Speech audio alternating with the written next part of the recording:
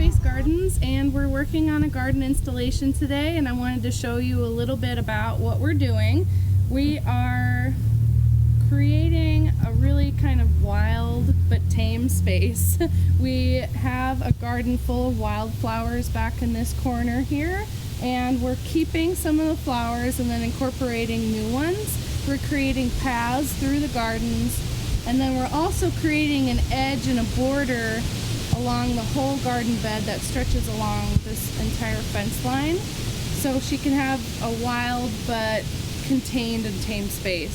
So I'll talk a little bit about some of the plants that we're keeping and why.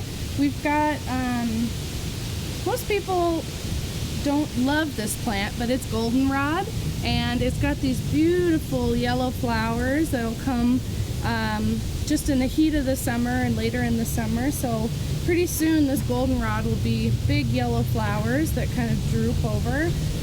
If you have bad allergies, sometimes it's difficult to deal with goldenrod, but they are great for pollinators and they're a beautiful plant.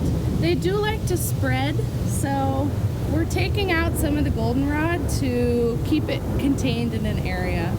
Okay, so another plant that we have in the garden here that we're going to keep, and we're working around her existing plants, is false indigo, which you can see is this big bushy plant. It's part of the legume family, and it's got these beautiful purple flowers.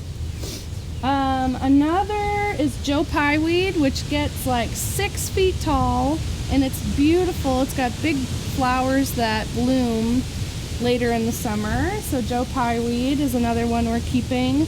This is a little sedum here, which is just a beautiful stone crop, and it's really good for the edge of beds because it's short. Let's keep looking over here. So we've got garden phlox here. They're gonna have big flowers on them later in the summer. So we've got right now a few spring blooming flowers. So in the front of the bed here are daisies.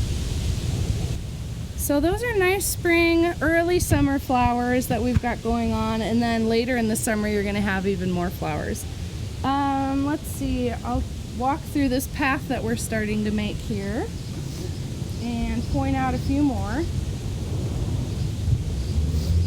She's got a really beautiful, kind of crowded right now, spiderwort plant with these really delicate purple flowers on them, and they're great for pollinators, but they're also just beautiful, delicate, tiny little purple flowers, which we really enjoy.